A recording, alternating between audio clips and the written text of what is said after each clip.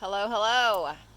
The cutting garden is flush with blooms these days, and that means each new trip into the flower beds brings an awesome new surprise. Shareholders are welcome to harvest anything that's blooming and have a choose your own adventure of bouquets. So let's wander around and see what we can find. This one's new for us this season.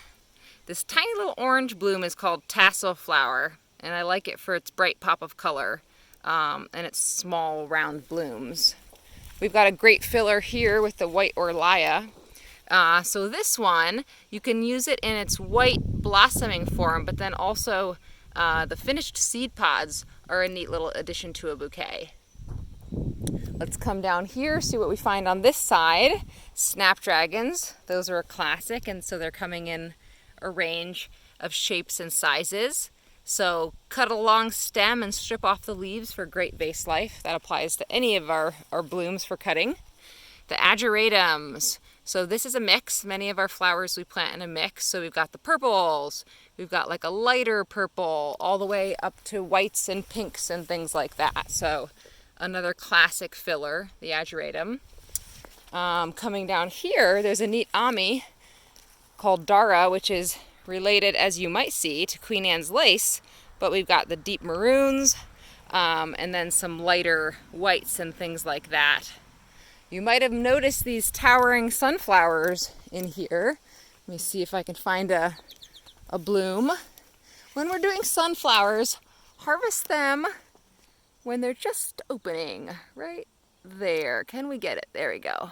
When the petals are just coming off the center, versus when they're starting to look a little more raggedy and open, that means they've been open for a while and they won't last as long in your vase. So get them when they're just opening for the best life. Let's see, classic zinnias here in a range of colors, oranges and yellows, reds and deep purples. This section's got several flowers that are great for drying. So if you haven't seen the straw flower before, check that out.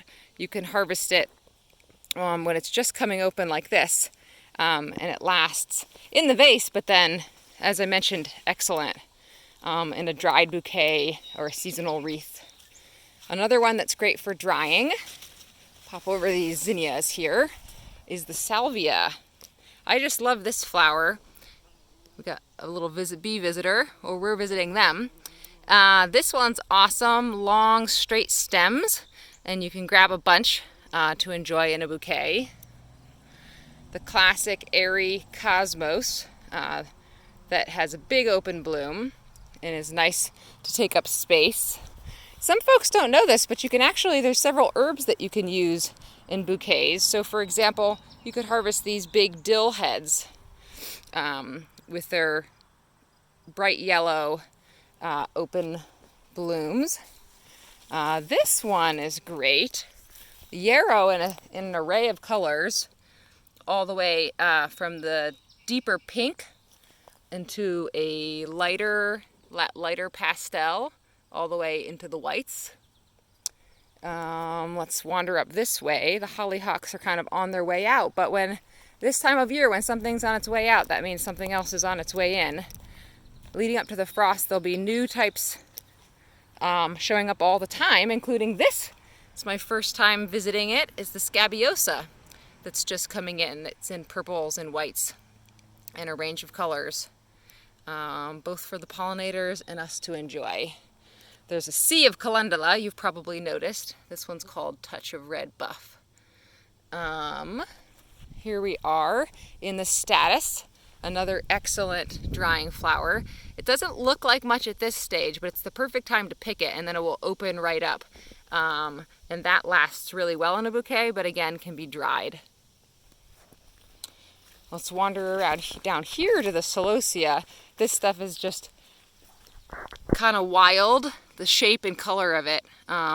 So vibrant, and is excellent in a bouquet. Here's a personal favorite of mine. Love it to dry, but also just love its little button called gomphrena. And that one, again, we have a mix for many of our flowers so that people can enjoy the colors that they like in terms of the palette that they're creating for their bouquet. There's some that there's lots of, and there's some that's only a little touch of. So for example, we just have a few of these gladiolus, but I just can't believe them in their first start time this year, and their flower is just something to marvel at. So those are really impressive to me. Other things you might not think of for a bouquet, but are really excellent, like this tall marshmallow, which is commonly used medicinally, but the little button white blooms with the pink centers are excellent as well in cut flowers. So keep wandering, keep exploring, find what you like, whether it's a perennial fall sunflower like this, or just a new lily, of which there's several kinds. And I bet there's something for everybody to enjoy.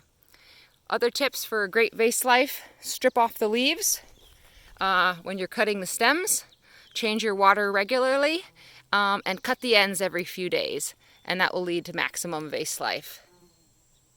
Enjoy.